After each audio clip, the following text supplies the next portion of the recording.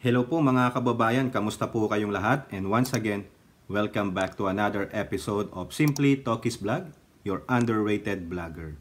Ang pag-uusapan natin mga kababayan ay ito pong nag-fall down doon sa nangyari sa Congress nung Lunes sa ating bansa. Dahil alam nyo naman, may nagtalumpati, may nag-resign, may namimilit ipalabas yung pangalan, at eto nga po yung another piece of domino that fell down. So isa dyan, pag-uusapan natin yan, ano? At ganun din po, meron po sa Senado na nagwawalwal. Sino ba kasi ang nagmarites? Ayan, eto po, bago po natin magsimula ng ating talakayan, pagbibigay ng opinion at reaction, i-flex ko lang po yung Haya Nature Resort. For more details, punta lang po kayo sa kanilang Facebook page. At ganun din po tayo magbibigay pugay sa lahat ng ating channel members at sa mga sumusuporta po sa ating channel. May God bless you all po.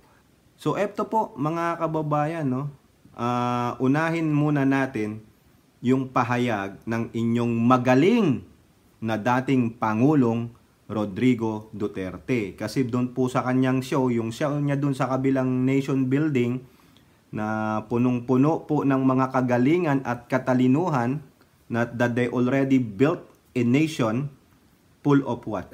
I don't know. Ito po sa GMA News Online na lang. Duterte, if Romualdez is telling the truth, then good for us. Yun naman pala no? Kung nagsasabi daw ng katotohanan si Speaker Martin Romualdez, then that is good for us.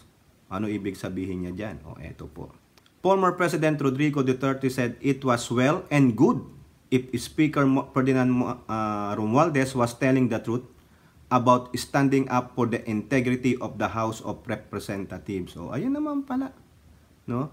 Duterte in his SMNI television show Gikan sa Masa para sa Masa made the response over Romualdez earlier vow to fight those who seek to malign the House. Senior Deputy Speaker Dong Gonzales of Pampanga on Monday also indicated that Duterte was the one who maligned the House under Romualdez leadership. Kung ang sinasabi niya ay totoo, di maganda. Wala tayong problema. Ayun pala. Di po ba? Wala naman palang problema . So, ibig sabihin, sa palagay mo, Pangulong Duterte, hindi ba nagsasabi ng totoo si Romualdez? Di ang gawin po talaga ninyo, tulad po na sinasabi ko sa inyo, since naglabas na kayo ng pahayag, sundan nyo po. Hingi kayo ng court order o kung saan mang pwedeng gawin ninyo, nagalugarin nyo yung sinasabi ninyo, hanapin ninyo. Kung wala sa COA, pumunta kayo sa mga respective congressman. Ngayon, kung ayaw nilang ilabas yan, without the court order, di pumunta kayo sa korte. Ganon, tamang proseso. Para at least kami rin ng mga taong bayan, gusto rin naming makita yung sinasabing, this is where your taxes are being spent. Yun, kasi budget nila yan. Galing po yan sa taxes ng taong bayan. Pero ang Pangulong Duterte, nag-mellow down.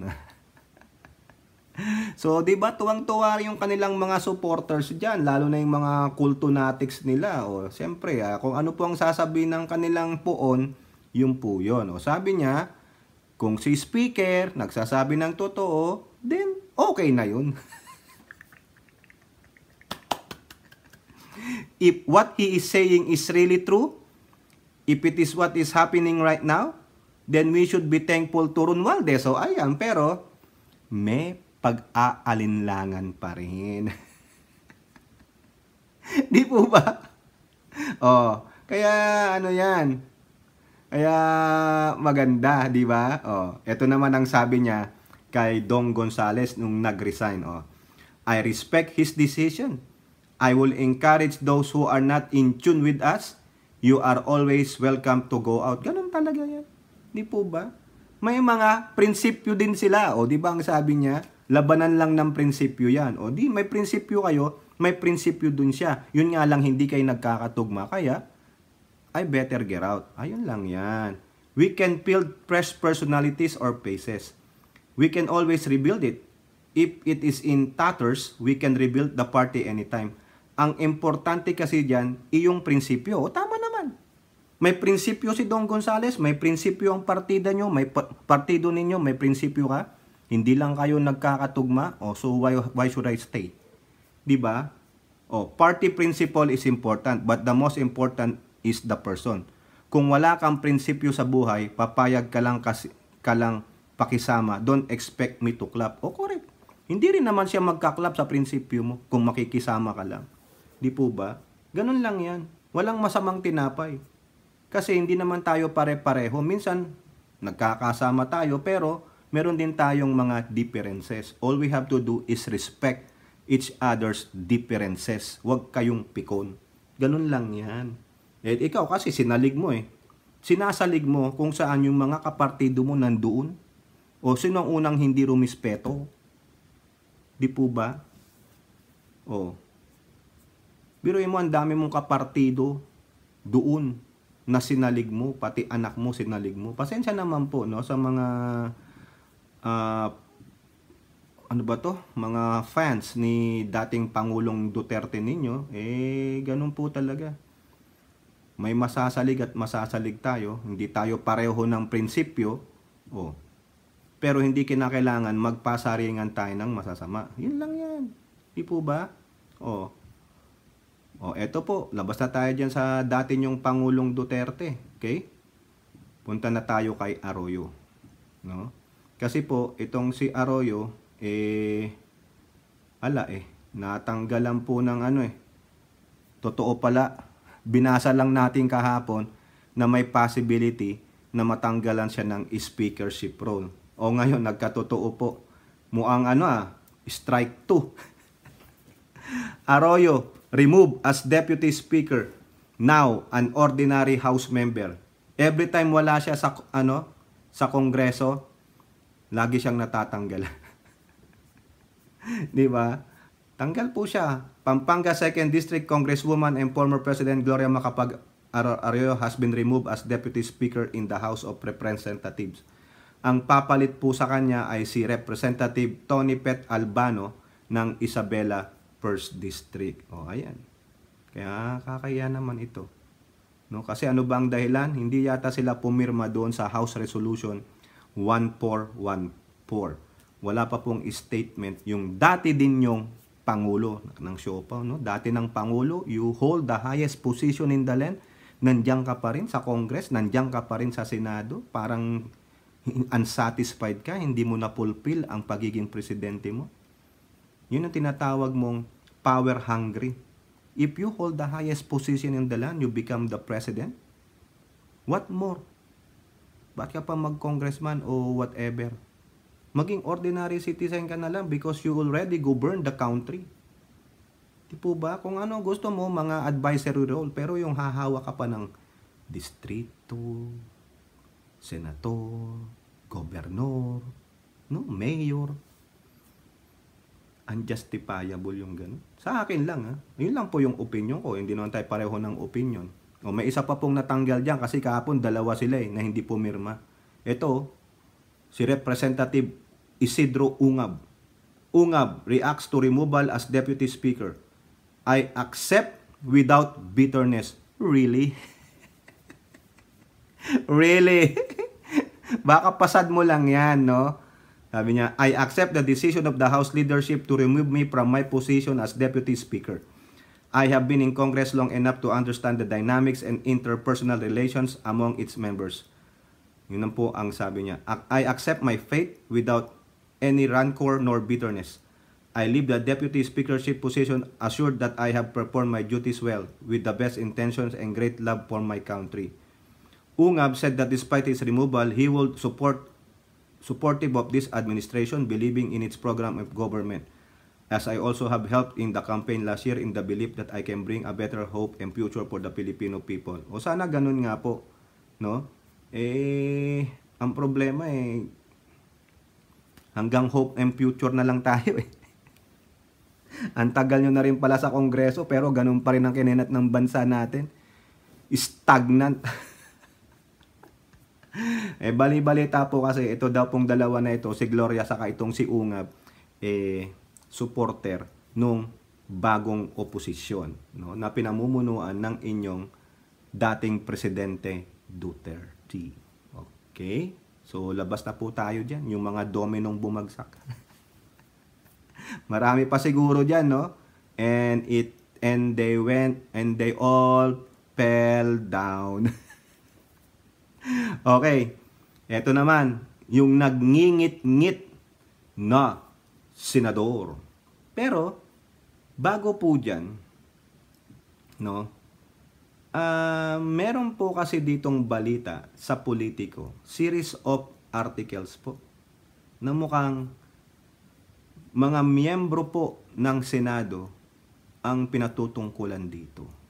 Ito po, unahin natin tong Pierce 5. May 5 daw po na senator na against sa pagbibigay o ibalik ang confidential fund ng inyong magaling na VP Sara Duterte.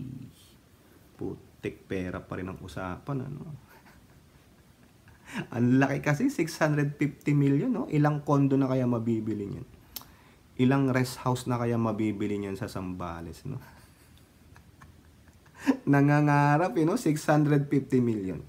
Gusto ko magkaroon ng rest house sa Tagaytay, sa Baguio, sa Cebu, sa Mindanao, magandang lugar din. O kung saan may magandang nature. O di kaya pagawa ka ng resort mo. Ang laki niya, 650 million. O 25 pala, nasobrahan ng 25. May ipapakit pa akong 25 million. Yan po, tingnan niyo ang larawan na yan. Galing po yan sa Politico, no? At least 5 senators reportedly want the Senate to follow the HOR's decision to remove 625 million of VP Sara Duterte confidential fund under the proposed 5.768 trillion pesos national budget for 2024. An scooper, yari ka, maimbestigahan ka mamaya, told Politico that Senators Angara, Escudero, Tulfo, Pimentel, and Hontiveros are allegedly against the reinstatement of Duterte's secret allocation, which are lodged under the OBP and the DepEd. So meron pong 5 mga kababayan na against daw, ayaw nang ibalik. Kasi ang gusto nila sundin yung HOR kung saan ilalagay daw ng HOR sa mga agencies na ito. Ha? National Intelligence Coordinating Council o yung NICA, National Security Council, and Philippine Coast Guard. Sa mga ahensya na may kinalaman sa intelligence report. Okay? Now, kung merong umaayaw, meron namang uma-agree na ibalik daw. Scooper eh. Scoop. Marites. Ha? Ayan. Eto po. Deserved ni Sara.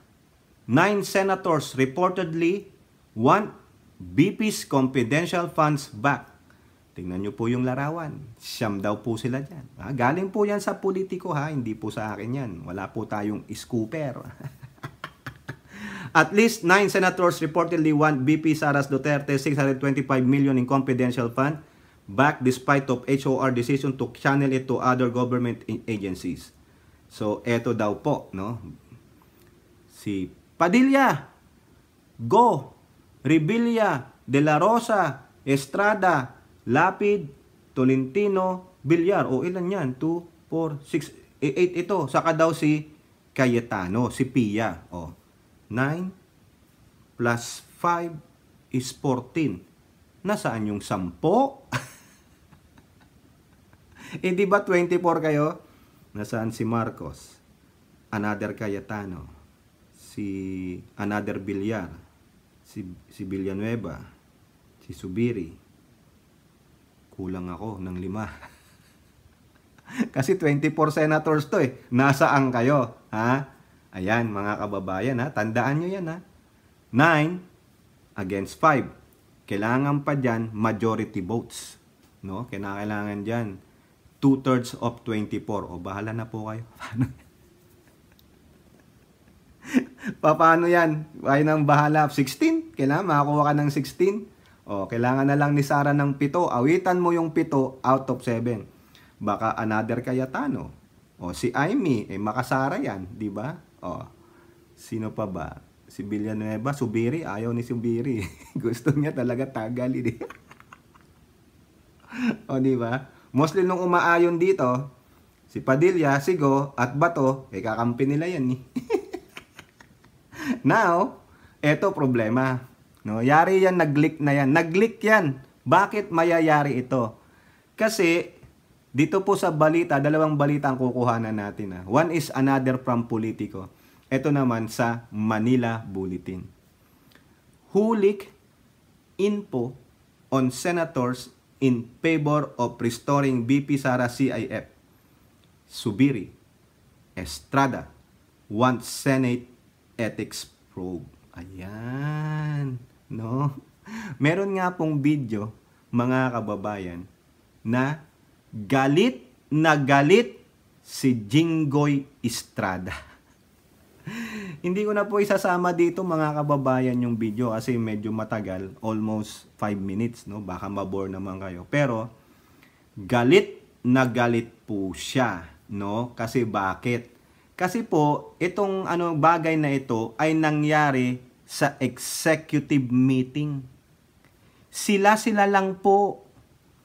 Walang ibang pwedeng pumasok doon at yung executive meeting na yan, hindi pwede ninuman na ipalabas kung ano po yung pinagmitingan niyan. Nandiyan po yan sa kanilang rules and regulation. Kaya nga sinasabi, di ba minsan, can I have an executive session? Kung ikaw yung nandun, yung aid of legislation, kung yung resource person cannot divulge o whatever, yung sensitive information.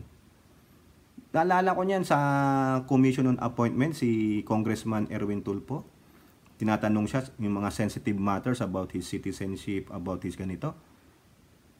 He asked for executive session, meaning closed door. Walang pwedeng makalabas doon. Ang makakaalam lang ng info are those people inside that closed door meeting. Eto, sila po yan. Kung sino man po, hindi naman sinabi kung sino yung nandun sa executive meeting na yun, kung lahat silang senador nandun, then probably one of those 24 is Judas Iscariot. Or, hindi naman tinukoy doon po sa meeting na yon, sa video ni Estrada. Hindi niya naman sinabi kung sino yung mga tao doon sa executive meeting. Sinasabi dito sa balita, Senators on Tuesday, November 7 sought an investigation into why details of their executive meeting was released to the media and who was the colleague, meaning kasamahan nila, or person responsible for the leak. Ang tanong diyan, sino ang nandoon sa loob ng executive meeting? Madali lang yan eh. If you wanna really know the truth, can you handle the truth? Paano pag ang isa sa colleague nyo ang gagawin, ang napagpuan na siya ang nag-leak? May violation po. Oo. Expulsion. Di ba? Yari yan. Or, baka yung media ng Senate. Nako, magkano? Magkano ang in-under the table sa'yo, yari ka. Eto. This was after Senator Jinggoy Estrada stood up during the Senate's plenary session to protest the release of a news story in an online news platform, Politico.com. Nako, yari ka, Politico. Ikaw pala ang tinukoy dito. Nako, yari ka, imbestigahan ka ngayon. In aid of legislation, yari ka. Kung sino yung nagsulat niyan, sino ba yung writer, yari ka. About 9 senators, yung binasa natin, nako, yari ka, who support the restoration of the 625 million confidential funds despite the House of Representatives' decision to channel it to other government agencies. Yun, sinabi na natin yung mga pangalan. The All Senators Caucus. Lahat sila, all senators, barring any circumstances, kung wala sa bansa yung senator, hindi siya makaka-attend dyan. Happened on November 6, Monday, or during the resumption of Congress regular session after the long holiday weekend. Ito po sabi ni Estrada. Just before we entered this chamber, much to my dismay and much to our dismay, there was a news report that identified 8 or 9 senators who wanted to restore the confidential and intelligence fund of the office of the Vice President and the DepEd. And I wish to tell the people of the Philippines that there was no votation that happened yesterday with regard to the intelligence fund of the Vice President and DepEd. In fact, we had an executive session and I do not know who among our colleagues who scooped or leaked our conversation with this media outlet. Nako, sino kayang colleagues ito? Colleagues as a senator or a fellow worker on the Senate Hall? I have been a senator here for more than 10 years and this is the first time that I encountered a leakage. I do not know, I do not want to name names. This is a violation of our rules. He stressed, adding that he felt insulted by this development. Estrada said that the Senate should summon the media outlet and disclose to them who among them violated the rules and leak information on what transpired during their executive session. Puputulin po natin dito. Pupunta po tayo dito sa politiko. Ito yung nagbalita eh. Sabi rin nila, no, nagmamaang-maangam pa. Yari yung nagsulat nito. Who let the dogs out? Ay, mali. Mali pala. Who let the names out? Jinggoy Bato, seek probe of Politico report. O yan, sila mismo. Ito na lang po ang sasabihin natin dito yung tungkol kay Bato. So, ito po sabi ni Bato. Tapos na kay Estrada. I support the call of Senator Estrada that yung source nitong news na ito, if it is Politico scoop, he has to be called before a hearing para malaman. Malaman natin kung sino ang source niya at kung hindi siya magsasabi ng totoo, I will be the first one to move to cite in contempt. Ikulong natin yan kung ayaw magsabi ng totoo. Yari ka! De La Rosa said, the supposed leak of information from the caucus, even if it wasn't an executive session, creates distrust among senators. Ibig sabihin, the next time around that we are going to have our next caucus or executive session, hindi na ako basta-basta magsalita. Baka mamaya meron na namang magdilik sa media. So pangit po, 24 lang ang taong nandito na senador at hindi pa natin mapagkakatiwalaan ng isa't isa. So ibig sabihin, base po dito sa sinasabi niya ito ng politiko, sa sinabi ni Bato, silang 24 lang ang nandoon sa executive session. Sino sa inyo? Mabuti pa kayo 24. Eh yung kay Jesus Christ, 12 lang. Sana dinagdagan nyo na rin yung Judas Iscariot dyan.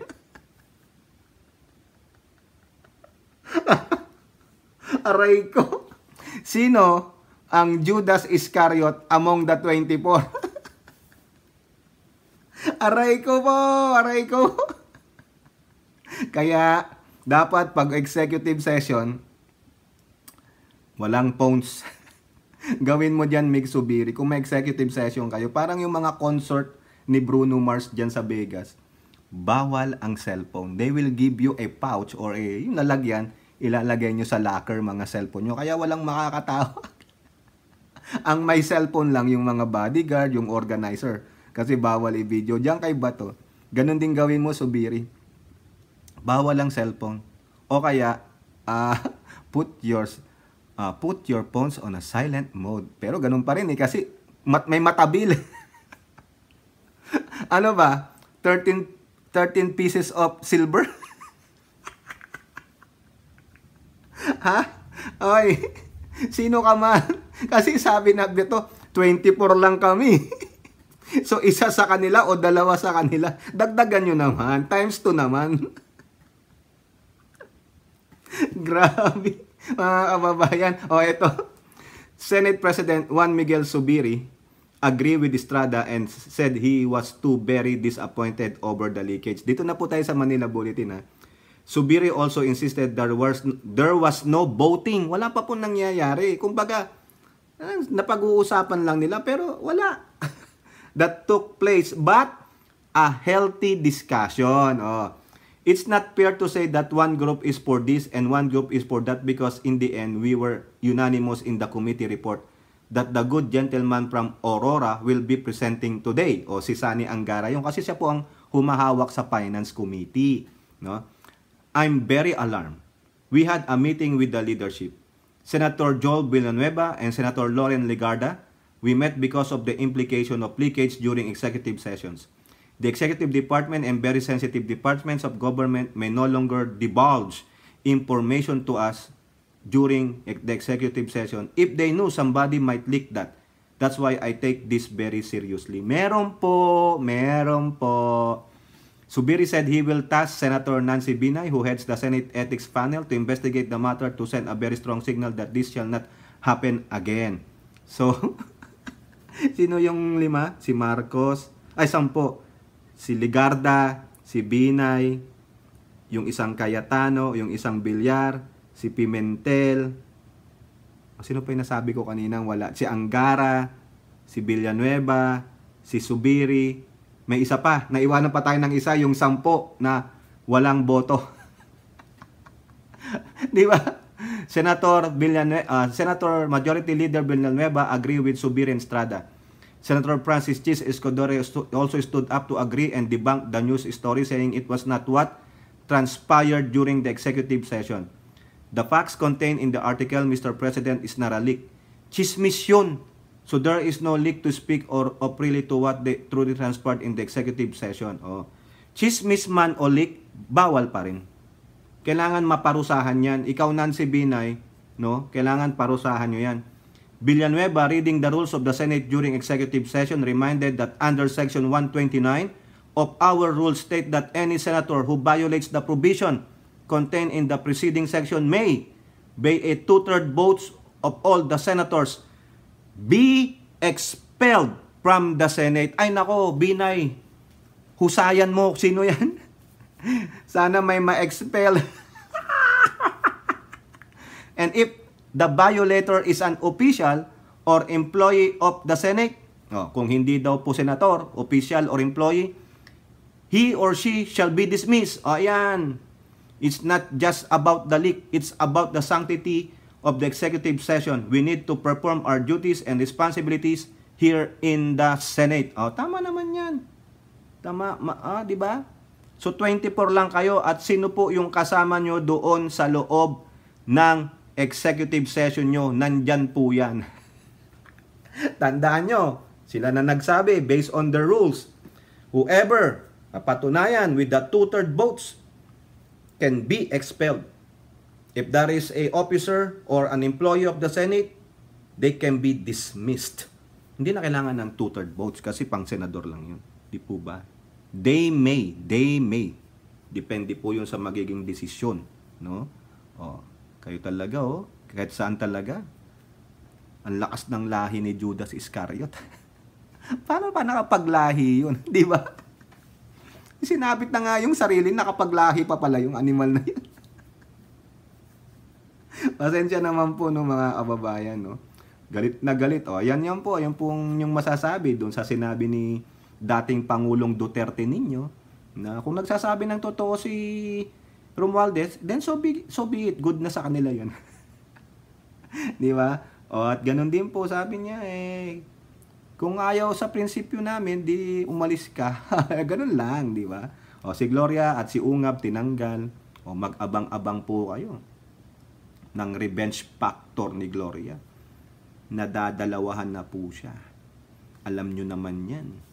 Kahihiyan sa kanya yan. So, dapat siyang bumawi. Kung she will take that road. The R road. What's that? Revenge. Kaya mag-ingat ka, Romualdez. At lalo na kay Pangulong Bongbong Marcos. Kayo po dyan, paganahin nyo ang mga intelligence ninyo. Yang mga tinanggal ninyo, magsasama-sama yan to plot against you. Ganun po talaga. Yung mga nagsasabing hindi daw sila bitter, hindi po yan. Sa totoo lang, sa loob-loobin nila, minumura na po kayo. Sabihin yan, may araw din kayo. Makakabawi din ako. At ganun din po, galit na galit po ang mga senator nila sa kapwa nila senator. Kasi sabi ni Bato, 24 lang sila doon sa executive session. Sino ang nag-leak? Sabi naman ni Escudero, hindi daw leak yun, chismis o whatever form it is. No? Siyam ang pumapabor. 5 ang hindi pumapabor. O paano nalaman nung yung nagbalita na may 9 at 5? Di po ba? Oo. Di ba kayo nagtataka? Bakit may numero? Bakit may 5? Bakit may 9? No? Kung chismis yun, that's very derogatory. Kasi, in any aspect yan. Yung 5, titirahin ng mga pro-conpi. Yung 9, titirahin ng anti-conpi. So, mali pa rin yun. Derogatory pa rin yung naglabas ng ulat na yan, kaya dapat imbestigahan yan. Sana isang senator. Yung, kung may mapapatunayan dyan, talagang ang lakas pala talaga ng lahi ni Judas Iscariot, 13 pieces of silver. Baka hindi na po silver ngayon. Baka sabi nila, Talyano gold. O, wala pong mapipikon. Joke lang tayo. O, kayo po, ano po yung masasabi? Comment down below. And don't forget to like and share. Hope to see you on the next videos. Bye-bye. God bless.